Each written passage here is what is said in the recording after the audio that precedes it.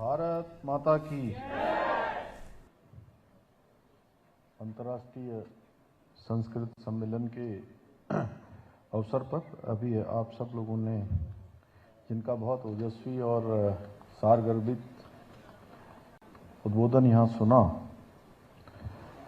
उत्तराखंड सरकार के पूर्व मुख्यमंत्री और भारत सरकार के पूर्व शिक्षा मंत्री आदरणीय डॉक्टर रमेश पोखरियाल निशंक जी, यहाँ हरिद्वार रानीपुर विधानसभा के हमारे बहुत ही लोकप्रिय विधायक आदरणीय आदेश चौहान जी, रुड़की विधानसभा के लोकप्रिय विधायक प्रदीप बत्रा जी, सचिव विदेश मंत्रालय भारत सरकार डॉक्टर नीना मल्होत्रा जी, सचिव संस्कृत शिक्षा उत्तराखंड श्री दीपक कुमार गहरोला जी,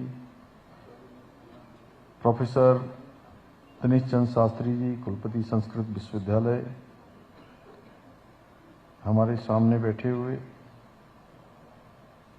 मेरे साथ उत्तराखंड सरकार में श्री ओम प्रकाश जमदग्नी जी, श्यामवीर सैनी जी, शोभाराम प्रजापति जी, देवेंद्र भसीन जी, भारतीय जनता पार्टी के जिलाध्यक्ष आशुतोष शर्मा जी, पूर्व विधायक संजय गुप्ता जी, स्वामी संयुक्तानंद जी पीजी से आए हैं, सत्य प्रकाशानंद जी मलेशिया से, देवभाषा संस्कृत के सभी सम्मानित विद्वजन, अटल जी, हमारे पूज्य स्वामी जी, मैं आप सभी को यहाँ पर प्रणाम करता हूँ। आप सब पधारे हैं। अन्य देशों से भी मुझे बताया गया है कि दुनिया के अनेक देशों से भी हमारे अतिथिगण यहाँ पर आए हैं, विद्वजन आए हैं।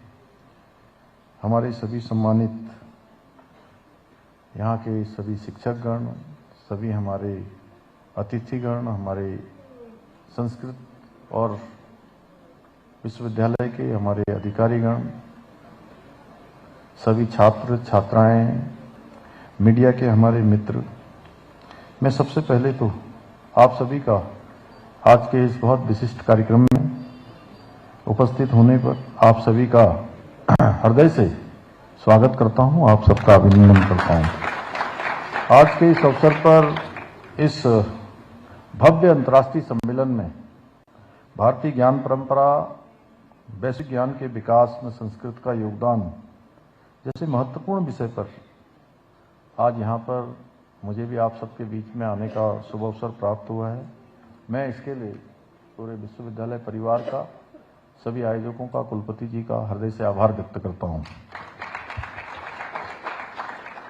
और सच में बड़ा अच्छा लग रहा है, क्योंकि बाल्यकाल से थोड़ा बहुत संस्कृत में हम लोगों ने भी अध्ययन किया, और इस संस्कृत सम्मेलन में जो संस्कृत भाषा की समृद्ध ज्ञान परंपरा के संबंध में भारत और दुनिया से आए हुए जो हमारे विद्वजन हैं, उनके द्वारा यहाँ पर विचार मंथन किया गया है। मेरा मानना है कि इस प्रकार के आयोजन न केवल संस्कृत भाषा के गौरव को पुनः स्थापित करने की दिशा में सहायक सिद्ध होंगे, बल्कि आने वाली पीढ़ियों में संस्कृत भाषा के प्रति रुझान बढ़ाने में भी बहुत महत्वपूर्ण भूमिका निभाएंगे। अच्छा तो ये होता कि मैं भी आपके सामने संस्कृत में ही बोलता, लेकिन अभी चूंकि कक्षा 8वीं के बाद एक क्रम थोड़ा टूट गया, इसलिए मैं अपने को इसमें थोड़ा सा असमर्थ पाता हूँ। और उस समय सीखी गई श्लोक की पंक्तियाँ, व्याकरण के मूलभूत नियम और संस्कृत की मधुरता सच में मुझे आज भी प्रेरित करती है।